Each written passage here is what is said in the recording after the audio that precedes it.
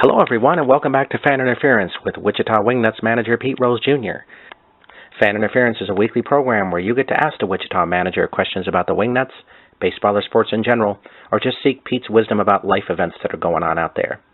In this week's episode, Pete talks about the exciting Super Bowl victory by the Patriots this last weekend. He discusses if Terrell Owens should get into the Hall of Fame. And Pete explains how he can be such a laid-back guy off the field, but such a competitive one on. So let's get right to Fan Interference. So let's welcome back manager Pete Rose Jr. Pete, I know you were talking about being in Wichita here in January, so did we have any team updates you'd like to provide? No, you know what? I have not been here soon just to kind of work on, plans and starting getting stuff together for the 2017 season. But nothing to update as far as player moves or player signings, any of that stuff. Just talking to guys from last year that, a bunch of guys are anxious to get back and, try to give it another go. But, whenever we start signing guys or making some moves and everything, I'm sure, you'll be first to know, just so you can let everybody know. But as far as anything going on right now, we've been kind of quiet, and that's actually a good thing. Well, there were a lot of people who asked about what your Super Bowl prediction is, so let's hear what you're thinking is going to happen in the game. My son likes the Falcons, but I just really find it hard to go against Tom Brady, and obviously I'm an AFC guy, being a Bengal fan. I don't know how you could go against him. I mean, the guy is just he's a freak of nature. He's a leader. He's just so good at his craft, and when you listen to him talk, I don't know if you listen to teammates, and that takes me back to when I played and when I was a player, and I can't go against Tom Brady. I mean, that's being a low round pick, and now he's in a category as far as after if he wins on Sunday, how many Super Bowls? I think that's 5. Yeah. The most of anybody. And don't get me wrong, Matt Ryan's had a heck of a year.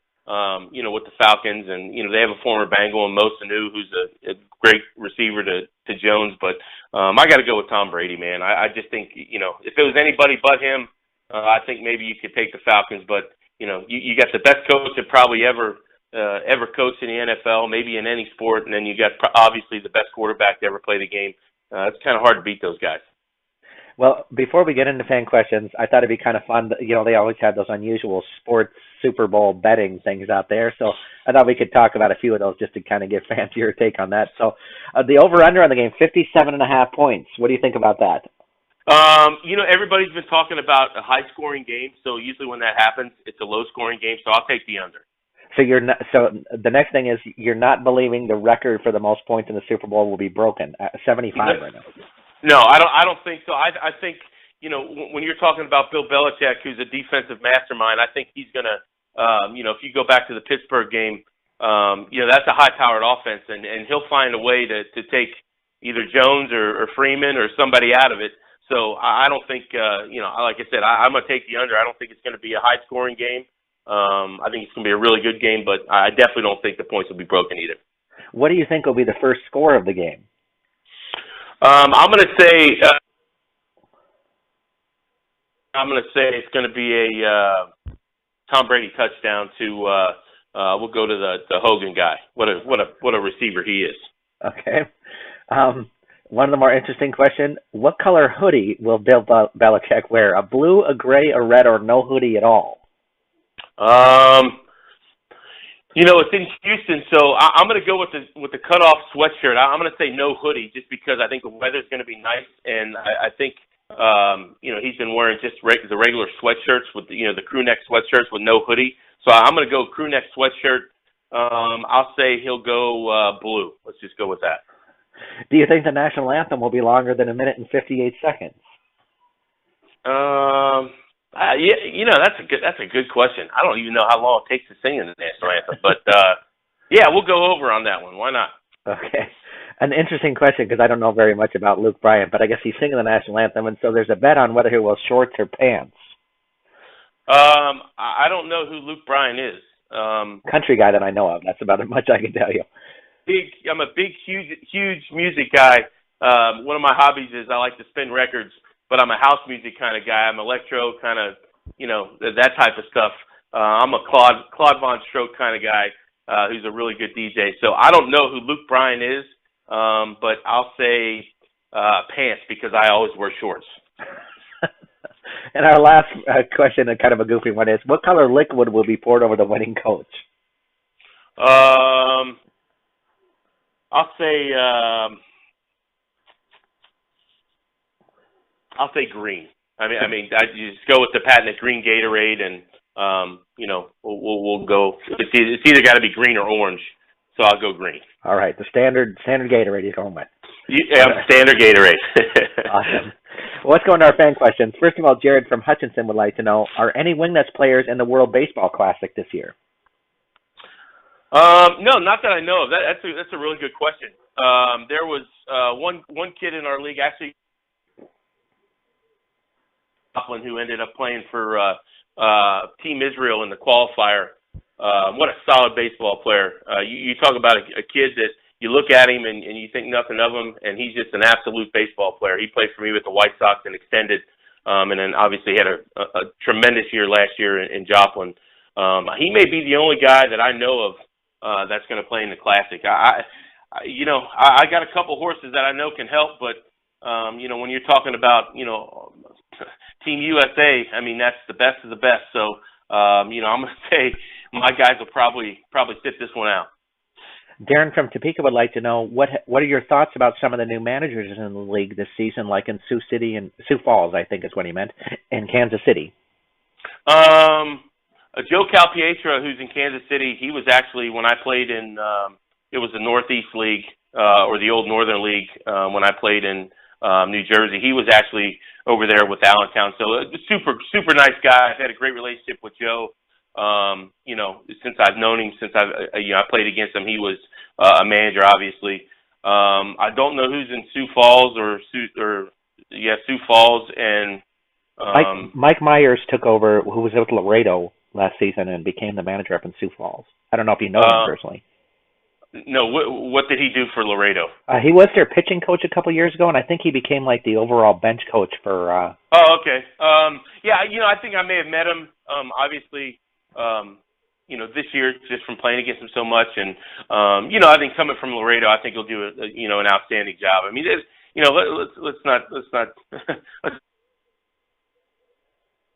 They do things really well, and you know what? That's obviously starts from Pete at the top, and his coaches. I mean, they've always won, so I think he's going to take that tradition and that style kind of to Sioux Falls. So I think he'll do an outstanding job there. Carl would like to know. He says, Skipper, I have to ask: do you think that the number of ejections you received last season was partly because you were trying to establish a reputation as a guy who doesn't take crap from umpires? Or can we expect the same kind of fire this year? I'm not going to change, but it's not about taking crap from umpires. It's about not letting my guys take crap from umpires. And if my guys think they're right, then you know what, I'm on their side. And you know what, like we talked before, I don't like it. Because I think if I get ejected, don't get me wrong. My club, Slim Jimmy Foltz and Paulie and Luke from last year. But I don't like to get ejected, but I think you got to stick up for your guys. And obviously it was 9 times, probably more than that. It probably could have been, but I'm not a guy that goes out and looks to get kicked out because, like we talked about, I understand everybody makes mistakes, and I'm the first one to jump on board with that, to where nobody's perfect. If I ask a question, just give me an answer, right or wrong, and you know what? If you tell me you missed it, I'm going to turn right around and walk right back in the dugout, which I did a couple times last year. And like we talked about, some of those ejections last year weren't my fault at all. It just kind of was presented to me, and you got to kind of do what you got to do. What you got to do sometimes. So if it happens, it happens. If it doesn't, it doesn't. We'll see what happens. Let's put it that. I think people kind of misunderstand too. Is that one thing that I've learned from you is that your understanding is that your player on the field is more important than you in the dugout. I think a lot of times you see that. And so if you can be ejected, that's better than the guy that you need batting fourth in your lineup being ejected. No question about it, because last year we were tied with I think St. Paul for the best record in the league, and if you look at the stats, I didn't drive any last year. I didn't make any errors, which are two positive things. I didn't throw an inning. I didn't give up a run. I didn't give up a hit. So you're exactly right. I mean, I think it's more important, for them to stay in the game, because we're trying to win the game. And you know what? Like I've said a million times, is it's all about my players, and they're the one that's doing it on the field. They deserve all the credit. And like I said, if I can keep them in the game, and I got to go to the office and watch something on TV, then so be it. I'd be more than happy to do it. Derek would like to know, he says, spring training is upon us. Are you excited, Pete? And what is your most memorable spring training moment? Yeah, I think my most memorable spring training would be my first big league spring game. Is I was with the Reds in '97, and I went to Port Charlotte and played against the Rangers. I had a home run off Ken Hill. That's probably my most memorable spring training moment. But I mean, there's so many. Just obviously, spring training comes around. It's a different atmosphere around the Rose household, just because ever since I've been born, we've always headed south for spring training. Obviously with my dad and then me as a player. But it's kind of nice, where I'm at now, because I get to spend a couple extra months at home with the kids, and I get to see some of my son's season, his baseball season, and my daughter's spring soccer season. So, I'll start getting going here maybe in April or so, but knowing I don't have to be there until May, I'm still on vacation, and I'm still going to, enjoy every minute of it. Herb from Wichita would like to know from you. He says, in watching your managing style last year, you seem to manage differently than the way I remember your dad managing. Do you agree with that? Yeah, sure. I'm a different guy. Pete Rose Jr. So, of course, I think there's some different kind of personalities or similarities that we have, but my philosophy is to let them loose and let them go play and let them go do what they got to do. I mean, I think the more you stay out of the way, the better off you're going to be. But the game's different than when my dad managed. Obviously, it's the same game, but players are different, and as far as on the field kind of stuff. But off the field stuff, I think we have a lot of similarities, because obviously just from being around them, I've learned a ton on how he dealt with players and how he handled players and how his clubhouse was, and all that kind of good jazz. But I just try to stay out of the way. I think you've heard me say that more than a dozen times probably, but that's really what I try to do. I don't try to put this on, put that on, take the bats out of guys' hands, let guys go out and throw strikes and get outs and make plays, and just go out and be themselves. I think that they're going to make mistakes, and I encourage them to make mistakes as long as they're aggressive. And if they do that, then the next time they're in that situation, I think they're going to be successful. So, but I mean, we got differences, we got similarities. But somebody wants to compare me to my dad, I'll take the comparisons, all day and twice on Sunday, man. He's a great baseball man and an even better father. And, I get to call him Dad, which is an amazing thing. Awesome. Steve from Wichita asked, in listening to you talk about superstition, he wanted to know if they work. I think some of them work. I mean, Starbucks was pretty good last year, and Sonic did okay. But, I think it's just a daily routine. I think they work, and I think if you believe that they work, they're going to work. But like I said, I didn't do anything last year. I mean, that's all the credit goes to my guys. And if you believe they work, which I do, you stick to them, and it's just kind of been a part of me ever since I started playing. So it's going to be a tough habit to break. But, yeah, they work, and we'll just keep doing them, and we'll see what happens this year. Reed would like to know from you what you think is a good age for a boy or girl to start playing baseball. I started when I was 4. My son started when he was 4. I don't know if that's a good age. Obviously, me and my son were different than a lot of people just because I grew up at the ballpark. My son grew up at the ballpark. But I would definitely say as long as, I just remember the big test, throwing the ball up above, the chest area, and he's either going to catch it or you're going to get hit in the face. And I think once you can protect yourself, I think the sky's the limit. But I think it's, it kind of all depends on the kid, on the individual. I think if you can protect yourself catching and not give you the patented palm down, try to ball at your face where you're going to take one in the skull. he may want to wait a year or so. But we started early, and I think my daughter, and she played softball last year. So I would say 4 or 5. That's probably a good age. Isaac asked of you, he says, Pete, after listening to your thoughts last week, I wonder if the Hall of Fame should even use that name. It just doesn't seem like the Hall of Fame when the all-time home run leader, the all-time hit leader, and the guy that has the most Cy Young Award winners is not in the Hall of Fame. Once again, I'm a Rose, so I'm biased. I mean, it's a great place. I've been there. I remember my first year with the Orioles when I played in Erie. We actually stopped. So it's a great museum. It's a great place. They have the most stuff of any player, which is my dad is actually in the Hall of Fame. So that's kind of cool. But it is what it is, man. It's no sour grapes. I know he's a Hall of Famer.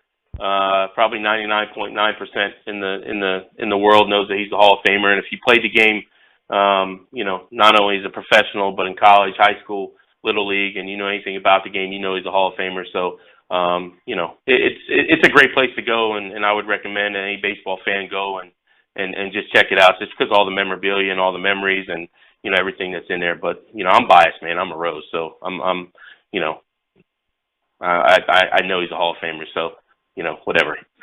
Well, I've always looked at a situation like that and thought, okay, well, somebody else can determine what your status is or whatever, but nobody can take away the fact that when you look at the all-time hit leader, there's one name that appears up there. So, you're right. You're right, and like we talked about, I think it was last week or whatever, is he's proud of that. But his biggest accomplishment and the thing he talks about the most is he's played the most winning games of any athlete, because obviously baseball so long in 162 games, and he played for 24 plus years. He's the biggest winner, and I think that's an amazing feat. I mean, you talk about a guy that's been in the most winning games as far as being on the winning side. It's Pete Rose, and a lot of people don't know that unless you're a super baseball fan or a super Pete Rose fan, because a lot of people don't talk about that. But I think that's his